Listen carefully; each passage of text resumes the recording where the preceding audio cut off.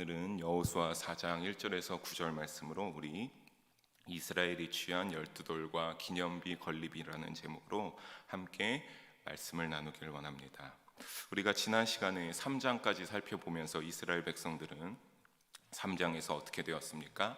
물이 많아져서 참 거칠었던 그 범람했던 요단강을 무사히 하나님의 은혜 가운데 건너게 되었습니다. 그건 모세가 인도할 적에 어떠한 모습과 마치 같았습니까? 모세가 이스라엘 백성들을 인도할 때 그 홍해 앞에서 그 막막함 가운데 뒤에는 애굽 병사들이 따라올 때 그때 홍해가 갈라지는, 그리고 마른 땅을 그렇게 건넜던 것처럼 요단강을 동일하게 마른 땅을 건너듯 무사히 건너는 모습을 우리가 살펴봤습니다.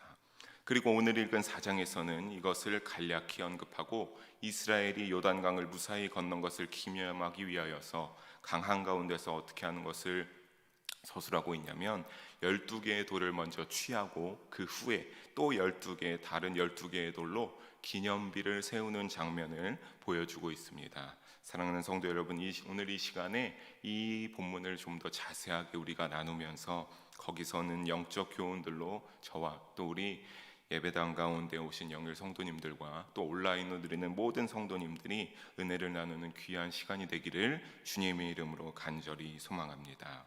먼저 우리 1절을 다시 한번 함께 읽어보겠습니다. 1절입니다.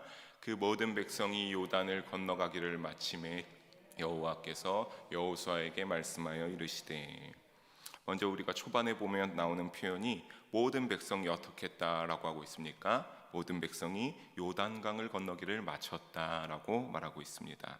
이것은 되게 굉장히 짧지만 우리가 이것으로서 알 수 있는 것은 무엇이냐면 3장 전체 요단강을 무사히 건넌 그러한 이스라엘 백성의 모습을 이 4장 초반 1절의 이 한 문장에서 간략하게 전체적으로 요약하고 있는 것입니다.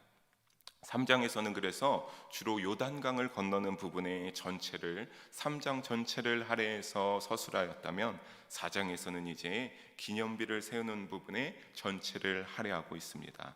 아무튼 우리가 이 말씀의 상황으로 볼 때 모든 이스라엘 백성들이 어떤 것을 알 수 있는 겁니까? 요단강을 건너기를 무사히 잘 마쳐서 그 많은 수의 이스라엘 백성들이 하나도 낙오되지 않고 요단강이 멈춘 그 마른 땅을 무사히 이스라엘 백성들이 건넜다라고 하는 것을 알 수 있습니다. 그런데 우리가 이 시점을 아는 것이 중요한데, 이 시점은 흐르기를 멈춘 요단강 가운데 언약궤를 맨 제사장들이 계속 서 있는 동안 이스라엘 백성들만 건너가기를 마친 때입니다. 오늘 본문의 어디에서도 언약궤를 맨 제사장들도 올라왔다라고 하는 것은 나타나고 있지 않습니까? 나타나고 있지 않습니다. 그러니까 이스라엘 백성들만 무사하게 다 요단강을 건너서 저 반대편으로 가나안 땅의 첫 발을 내디딘 것입니다. 요단강을 건너는 동안 그 어떤 일도 일어나지 않고 무사히 마른 땅을 잘 건너갔고, 제사장들은 아직 언약궤를 메고 그럼 어떤 것을 알 수 있습니까? 아직 제사장들이 요단강 한가운데 언약궤를 메고서 서 있는 것을 우리가 생각해 볼 수 있습니다. 하나님은 이 시점에 1절 후반과 같이 이 시점에 여호수아에게 말씀하셨습니다. 우리 2절과 3절을 함께 다시 한번 읽어보도록 하겠습니다. 백성의 각 지파에 한 사람씩 12사람을 택하고 그들에게 명령하여 이르기를,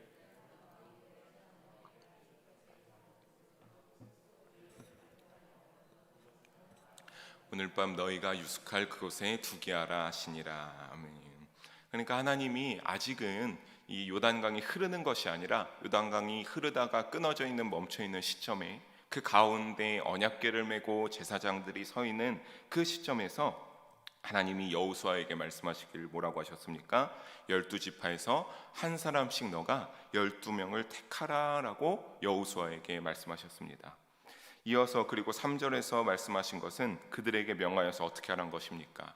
요단강 가운데 제사장들의 발이 굳게 서 있는 그 자리에 가서 12개의 돌을 택하여 가지고 와서 너희가 오늘 밤 유숙할 그곳에 너희가 다 가지고서 가야 된다라고 명령하시는 것입니다. 그리고 유숙하는 그곳에 두라라고 말씀하셨습니다. 어떻게 보면 참 굳이 그 돌을 또 다 일일이 12개를 가져와야 될까 싶기도 하지만 하나님은 그러한 것조차 세밀하게 지시하심을 우리가 여기서 볼 수 있습니다. 사랑하는 성도 여러분, 우리가 기도할 때 어떤 문제를 놓고 기도하고 어려움이 있어서 기도할 때 다 헤아리시는 줄 이와 같이 믿으시기 바랍니다. 하나님이 이와 같이 다 세밀하게 아시고 모든 어떠한 걱정이 있을 때 혹여나 이게 이렇게 되지 않을까? 이런 어려움이 있지 않을까 할 때 하나님께서 어떻게 하신다는 겁니까? 전능하신 하나님께서 이미 아시고 세밀하게 디테일하게 이렇게 지시하셔서 명령을 응답을 하여 주신다라고 하는 것입니다. 그렇다면 하나님이 이처럼 굳이 12개의 돌을 취하라고 하시면 그렇다면 무엇 때문에 세밀하게 이렇게 지시하셨던 것입니까? 무엇 때문에 그랬던 것입니까? 그것은 바로 이스라엘 12지파가 하나의 운명 공동체임을 깨닫고 분열되지 않도록 하기 위해서 하나님이 이와 같이 세밀하게 지시하셨던 것입니다. 만약에 혹시나 제가 아까 말씀드린 것과 같이 인간적인 생각으로 굳이 12개의 돌을 다 가지고 올 필요가 무엇이 있냐, 거기서 그냥 한 3개나 4개, 5개 이렇게 돌을 가지고 와서 하나님이 이것이 너희가 이것을 기념하고 너희가 이것을 요단강을 건너게 한 것이다 라고 기념하라고 하면 그렇게 기념할 수도 있지만, 혹여나 하나님은 후에 그것을 통하여서 이스라엘 백성들이 누구는 그러한 것을 가지고 있고 누구는 없을 거 하는 그러한 분열이 일어날까 봐 이스라엘이 하나로서 잘 공동체로서 유지될 수 있도록 하나도 빠짐없이 돌을 하나씩 챙겨올 것을 세밀하게 지시하신 것입니다. 하나님의 거룩한 사역에 이스라엘 백성들 하나도 빠짐없이 모두가 중요했기 때문입니다. 여호수아는 이러한 하나님의 명령을 듣고 어떻게 했습니까? 하나님의 명령을 듣고 순종하여서 4절에 보게 되면 각 지파에서 한 명씩 12명의 사람을 불렀습니다. 여기에서 우리가 볼 수 있는 것은 이스라엘 자손 중에서 각 지파에 한 사람씩 준비한 그 12사람을 불렀다라고 하는 겁니다. 그냥 여호수아가 하나님의 명령을 받고 12지파에게 전달하여서 한 사람씩 보내라고 하는 것이 아닙니다. 이미 준비했다라고 하는 겁니다. 이미 준비한 12사람, 그 지파에 한 사람씩이 이미 준비되어 있었다라고 하는 겁니다. 특히 여기서 준비하다에 해당하는 히브리어 원어는 쿤이라고 하는데 문자적으로 예비하다, 확정하다라는 뜻을 또한 가지고 있습니다. 그러니까 지금 우리가 여기서 주목할 부분은 바로 이 12명의 사람이, 하나님이 말씀하신 12명의 사람이 어떻게 되어 있었다라고 하는 겁니까? 이미 준비되어 있었다, 예비되어 있었다라고 하는 것입니다. 개역 한글에서는 이게 예비된 12명의 사람이라고 나타나고 있습니다. 여호수아 3장 12절을 보게 되면 하나님은 요단강을 건너기 직전에 여호수아에게 이와 같이 말씀하셨습니다. 우리가 함께 한 목소리로 한 번 더 읽어봅니다. 이제 이스라엘 지파 중에서 각 지파에 한 사람씩 12명을 택하라. 오늘 우리가 4장 1절에서 9절을 보고 있는데 3장 12절에서 하나님이 뭐라고 하셨습니까? 너가 여호수아야, 너가 한 사람씩 지파에서 한 명씩 해서 12명을 택해야 된다라고 하나님이 말씀하고 명령하셨던 것입니다. 그러니까 오늘 본문의 이전에 12명을 말하기 전에 하나님이 3장에서 여호수아야 12명을 택해라 라고 명령하셨던 것입니다. 성도 여러분, 근데 우리가 이때를 생각해 보면 어떠한 상황이었냐라고 하면 상당히 분주하고 정신없는 상황이었습니다. 이제 막 요단강 앞에서 언약궤를 맨 제사장들이 언약궤를 메고 이제 막 발을 넣으려고 하는 그러한 순간이 있고, 그 뒤에는 어떻게 했습니까? 수만 명의 많은 이스라엘 백성들이 그 언약궤를 바라보면서 뒤를 쫓아오고 하는 이제 그 진격의 순간에 굉장히 요단강을 건너는 굉장히 분주하고도 복잡한 상황이었던 그런 참이었습니다. 그런데 그때 하나님이 뭐라고 하셨던 겁니까? 여호수아야, 각 지파에서 한 명씩 12명을 준비해야 된다라고 말씀하셨던 것입니다. 그래서 하나님은 혹시나 여호수아가 그러한 상황을 잊어버렸을까, 어떨까 싶어서 오늘 본문에 어떤 겁니까? 다시 한 번 더 말씀하시면서 2절에서 3절에 다시금 말씀하셔서 명령을 내리셨던 것입니다. 그런데 오늘 본문 4절에 보면 여호수아는 어떠했었습니까? 이미 12명의 사람을 어떻게 했다? 선택해서 각 지파 12지파에서 한 명씩 사람을 선택해서 준비해 두었다라고 하는 것입니다. 이는 여호수아가 그 복잡한 와중에서도 다른 어떤 분주한 상황에 누가 어떨지 어떤 사람은 어린아이가 뒤처질 수도 있고 굉장히 신경 쓸 것이 많지 않았습니까?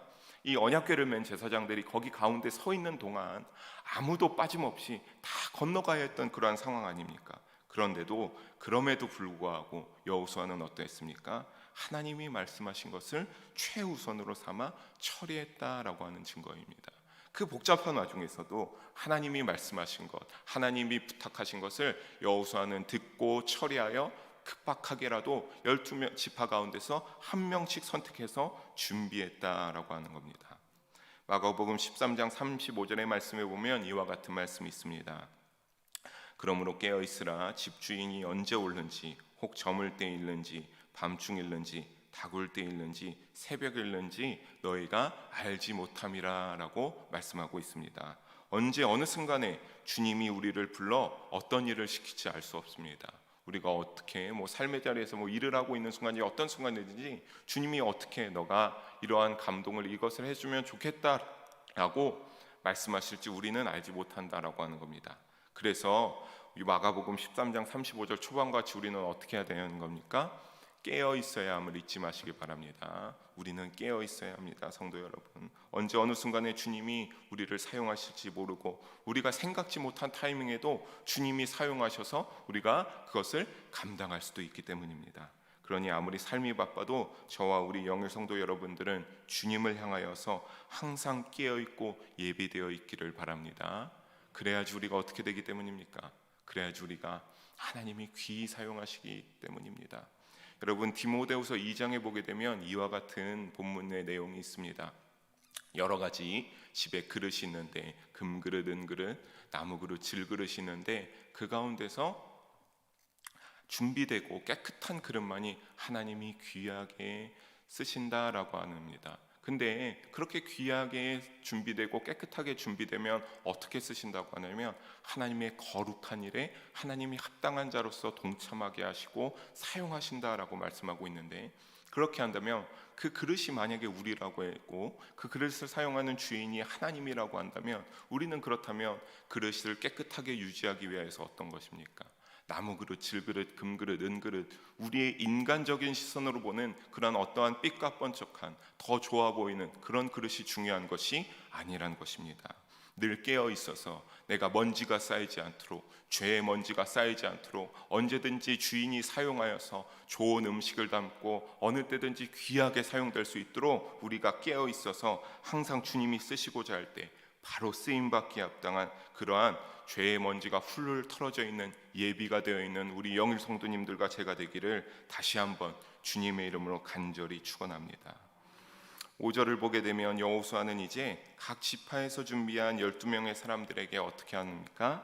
하나님이 명령하신 대로 언약궤가 있는 곳으로 가서 지파 수대로 돌 한 개씩을 어깨에 메고 올 것을 지시합니다. 그리고 6절에 이것이 어떻게 될 것을 말하고 있습니까? 우리 6절을 함께 한 목소리를 읽어봅니다. 이것이 너희 중에 표징이 되리라. 후일에 너희 자손들이 물어 이르되 이 돌들은 무슨 뜻이냐 하거든. 아멘. 6절에 보게 되면 무엇을 하고 말합니까? 이 돌들이 나중에 어떻게 된다라고 합니까? 표징이 된다라고 하는 겁니다. 여기서 표징이란 말은 기념물 또는 증거물이라는 의미를 포함하고 있는데, 여기서는 특히 하나님의 행하심을 상기하는 것으로서의 표적을 가리키고 있습니다. 즉 어떤 겁니까? 요단강이 끊어진 기적의 사건에 대한 증거물로서의 표징을 가리키고 있다라고 하는 겁니다. 이 돌들을 잘 간직하여서 나중에 6절 후반부와 같이 어떻게 할 때 자손들이 이 돌이 무슨 뜻을 가지고 있습니까? 이 돌이 무슨 뜻을 가지고 있는데 이 돌들을 각 지파마다 하나씩 이렇게 귀하게 가지고 있는 것입니까? 물어볼 때 그때는 이렇게 대답하라고 하십니다. 우리 7절을 함께 한 목소리를 읽어보겠습니다. 그들에게 이르기를 요단물이 여호와의 언약궤 앞에서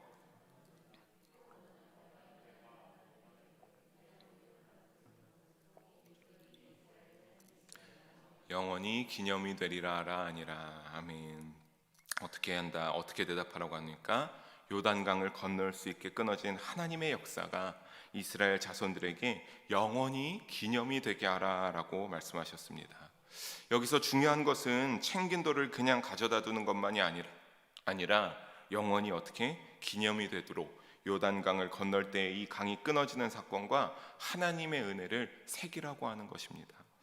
우리는 사실 성도 여러분, 이것을 참 염두에 두고 우리의 신비에 새겨야 되는 것이 이 받은 은혜. 그러니까 하나님이 내가 이렇게 요단강 건너게 해준 것 잊지 마라. 그것을 위하여서 내가 너희에게 이 돌들을 하나씩 챙기라고 하고, 이 돌들이 그냥 알지 못하는 사람이 보기엔 그냥 돌이지만 너희는 알지 않느냐.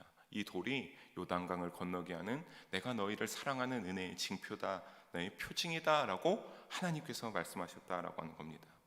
그런데 우리가 이것을 왜 잘 알아야 되냐라고 하면, 우리도 사실 그와 같이 여러분 성도님들의 개인의 삶 속에 받은 은혜가 분명히 계신 줄 믿습니다. 그 받은 은혜를 통하여서 여러분들이 하나님을 내가 믿고 살아가고자 결단하고, 주님을 믿고 나그네의 여정을 그렇게 살아가겠다 결단하신 것 아닙니까? 그리고 저보다 연배가 많으신 성도님들은 더욱더 많은 그 놀라운 하나님의 은혜와 인도하심을 체험하지 아니하셨습니까? 그것을 우리가 받은 은혜를 기억하고 살아가겠다 하면서도 사실 꽤 시간이 지나면 곧잘 잊어버리는 경우가 있습니다. 그래서 이사야 1장 3절에 보게 되면 이와 같은 말씀이 있는데 함께 한번 읽어보겠습니다. 소는 그 임자를 알고 나귀는 그 주인의 구유를 알건만은 이스라엘은 알지 못하고 나의 백성은 깨닫지 못하는도다 하셨도다 라고 하나님께서 이사야 1장 3절에 이사야 선지자에게 이와 같이 말씀하시면서 한탄하신 구절이 바로 이러한 구절입니다.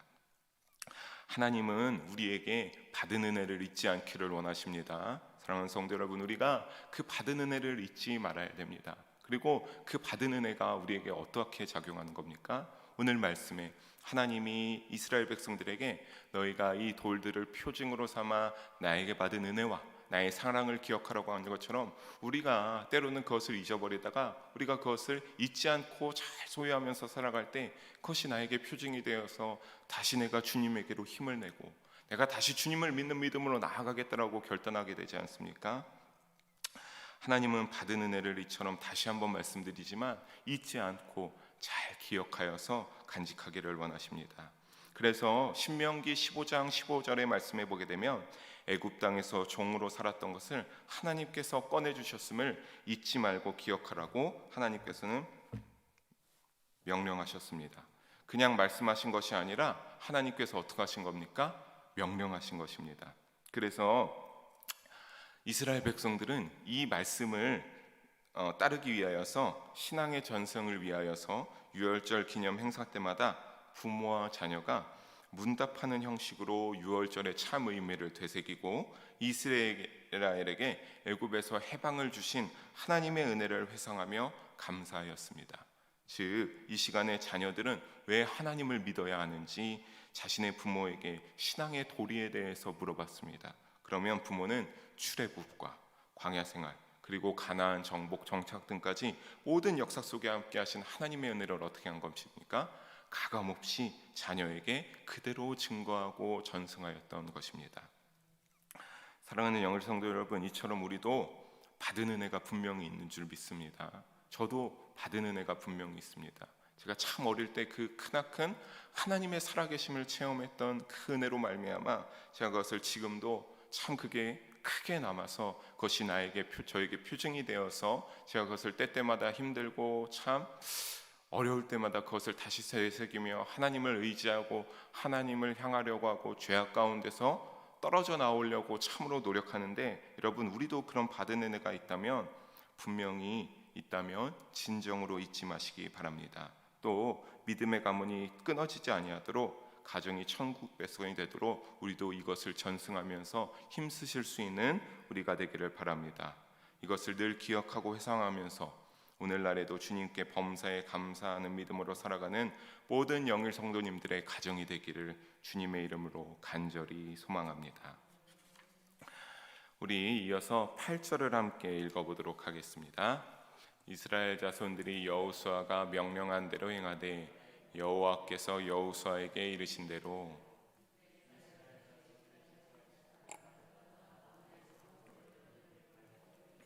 것으로 가져다가 거기에 두었더라. 아멘. 이스라엘 백성들이 어떻게 했습니까? 여호수아가 명령한 대로 행하였다라고 오늘 말씀 8절에서 말하고 있습니다. 그러니까 이 말은 무엇입니까? 하나님께서 여호수아를 통해 말씀하셨던 대로 이스라엘 백성들이 하나도 빗나감 없이 온전히 순종하였음을 나타내고 있는 것입니다. 그래서 돌 12개를 택하여서 그들이 유숙할 진영에 어떻게 했습니까? 다 하나도 빠짐없이 하나씩 지파에 한 사람씩 들어가서 챙겨다가 진영에 가져다 두었습니다.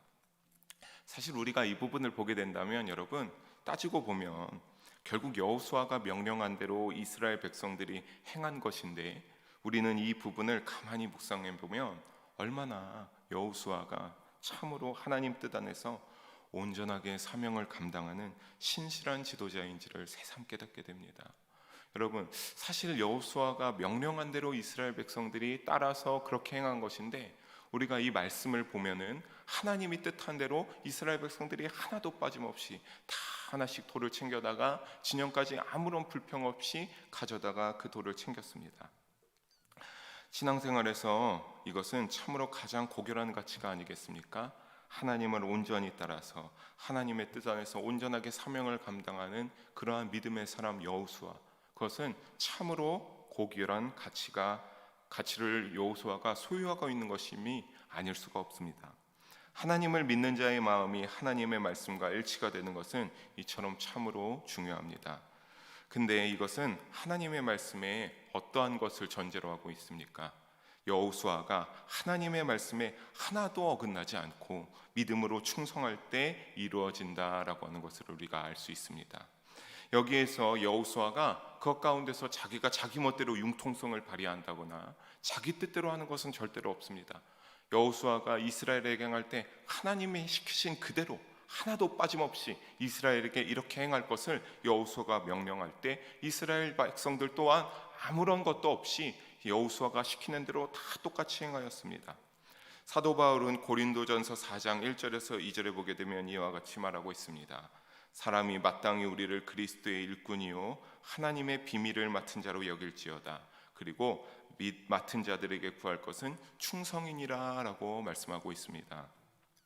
하나님의 말씀에 하나도 어긋나지 않고 믿음으로 이러같이 충성할 때 우리가 이루어진 것을 알고, 또한 우리가 그리스도의 일꾼이며 비밀을 맡는 자로서 우리 영의 성도님들 또한 각자의 믿음을 지키고 삶의 자리에서 늘 주님께 충성할 수 있기를 다시 한번 간절히 주님의 이름으로 부탁드리겠습니다. 여러분, 주님의 말씀대로 살아갈 때, 주님의 뜻대로 살아갈 때 주님이 행하여 주시고 인도하여 주십니다.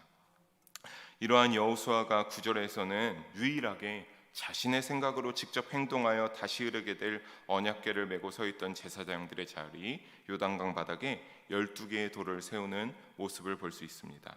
사실 우리가 이 9절을 보게 될 때 여호수아가 이 12개의 돌을 챙겼던 자들에게 다시 지혜세에서 그들이 서 있는 자리에 12개의 그 기념비를 건립하라라고 하는데, 인간적인 생각으로 보게 되면 사실 12개의 돌을 벌써 챙겼는데 굳이 그 자리에 또 돌을 세울 필요가 있나라고 하는 생각이 들기도 합니다. 그렇지 않습니까? 하나님이 명령하신 대로, 하나님이 뜻하신 대로 12개의 돌을 다 챙겨다가 나중에 이후에 우리가 또 살펴보게 되겠지만 이 12개의 돌을 가져다가 나중에 또 다른 곳에서 기념비를 세우게 되는데, 그런데 그거 말고도 여호수아가 이 사람들에게 명령해서 그 요단강 바닥에 아직 강물이 흐르지 않는 그 마른 자리에 12개의 돌로 기념비를 세우라고 명령합니다.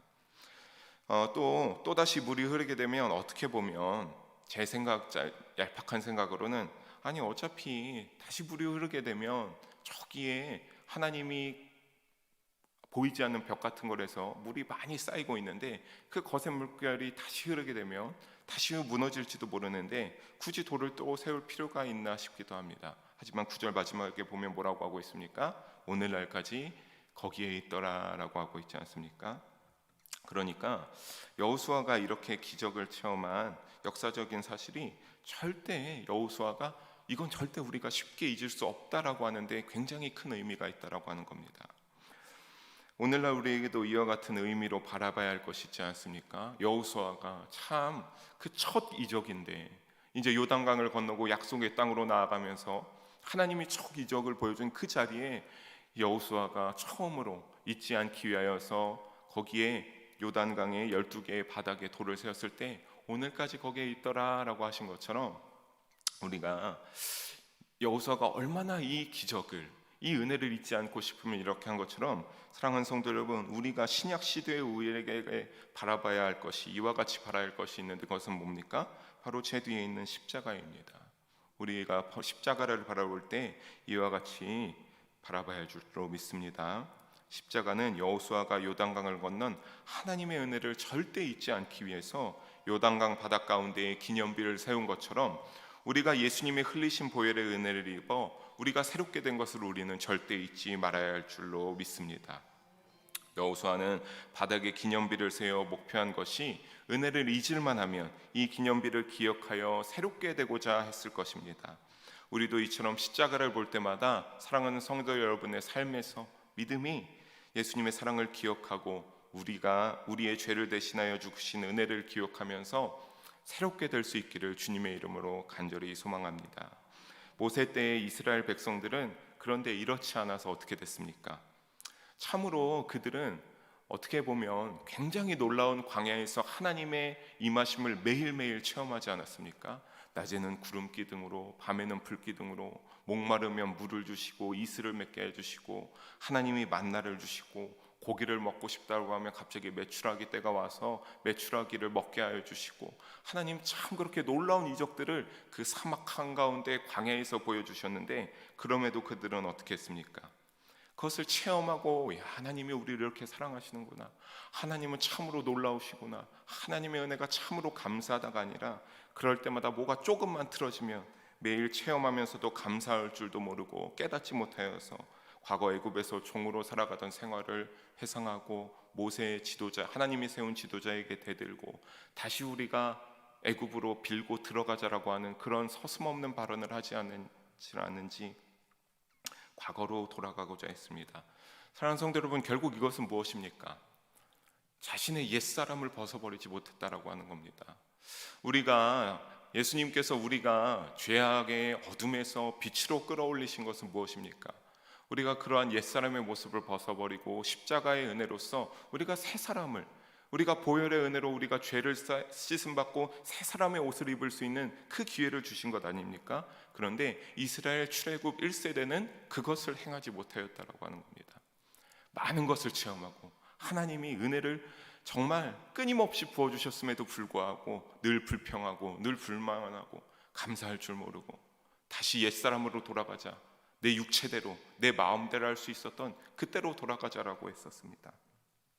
사도 바울은 에베소서 4장 23절 24절에서 이와 같이 말하였습니다. 우리 이 말씀을 함께 한 목소리로 읽어봅니다. 오직 너희의 심령이 새롭게 되어 하나님을 따라 의와 진리의 거룩함으로 지으심을 받은 새 사람을 입으라. 아멘. 오직 심령으로 새롭게 되어 하나님을 따라 의와 진리의 거룩함으로 지으심을 받은 새 사람을 입어야 된다라고 사도 바울은 에베소서에서 말했습니다. 사랑하는 성도 여러분, 십자가를 바라보면서 우리가 잊었던 은혜를 다시 생각나고 그것에 감사하며 첫사랑을 회복하고 새 사람을 온전히 입어서 우리가 옛사람의 죄악된 모습을 끊어버리기 위하여서 노력할 수 있는 우리가 되기를 주님의 이름으로 소망합니다. 우리가 그를 위해서 힘을 내기를 바랍니다. 어려운 코로나 시대에 우리의 믿음이 위태롭고 흔들리는 때를 살아가고 있지만, 사랑하는 성도 여러분, 그럴 때에 우리가 그럼에도 불구하고 이 시대에도 주님은 여전히 일하시고 여전히 능력을 보여주시지 않습니까? 그것을 잊지 마시길 바랍니다. 십자가를 바라보며 여전히 살아계신 주님, 크나큰 하나님의 사랑, 크나큰 예수님의 우리의 죄 사하여 주시는 사랑을 잊지 말고 하나님이 기뻐하시는 내적인 새 사람을 입는 변화가 우리 성도님들에게 모두 늘 일어나시기를 주님의 이름으로 간절히 축원합니다. 말씀을 정리합니다. 사랑하는 성도 여러분, 이스라엘 백성들은 드디어 요단강을 건너므로 하나님이 약속한 가나안에 발을 들여놓게 되었습니다. 그리고 오늘 본문을 나누면서 우리는 하나님께서 이스라엘 백성들을 하여금 하나님의 은혜를 잊지 말고 영원히 기억하고 감사할 수 있도록 12개의 돌을 취하고 여호수아의 명령으로 요단강 가운데 기념비를 세우는 모습을 살펴봤습니다. 다시 한번 말씀드리지만 이것은 하나님께서 은혜를 잊지 말고 영원히 기억하며 감사하기 위함이었습니다. 이것이 오늘 우리의 신앙생활에 있어서 귀한 도전이 되시기를 주님의 이름으로 부탁드리겠습니다. 그래서 사랑하는 자녀들에게 믿음의 전승을 이루시고 하나님의 은혜로 그리스도를 통해 죄에서 벗어나 천국 구원을 받게 된 것을 영원히 기억하며 감사하는 저와 우리 영의 성도님들 되시기를 주님의 이름으로 간절히 축원합니다. 기도하시겠습니다. 사랑의 하나님 아버지, 오늘도 부족하고 연약한 자를 통하여 말씀을 증거하심을 감사합니다. 모든 영광 홀로 주님 받아 주시옵소서. 하나님, 오늘 말씀과 같이 여호수아가 12개의 돌과 또 요단강 바닷 가운데 12개의 기념비를 건립한 것처럼 우리가 그것을 통하여서 하나님의 사랑과 하나님의 은혜를 잊지 말자는 주님의 뜻을 깨닫게 하여 주시옵소서. 그래서 우리가 이 시대의 십자가를 볼 때마다 하나님의 보내신 사랑을 기억하고 또 그리스도의 사명을 감당하여 우리 죄 대신 십자가에 달려가 돌아가신 예수님의 은혜를 기억하면서 우리가 늘 새로운 사람을 입어 우리의 심령이 변화되고 주님이 기뻐하실 천국 백성의 자격을 갖추어 나갈 수 있는 우리 모든 영의 성도님 될 수 있도록 주님 도우시고 함께하여 주시옵소서. 사랑이 많으신 예수님의 이름으로 기도합니다. 아멘.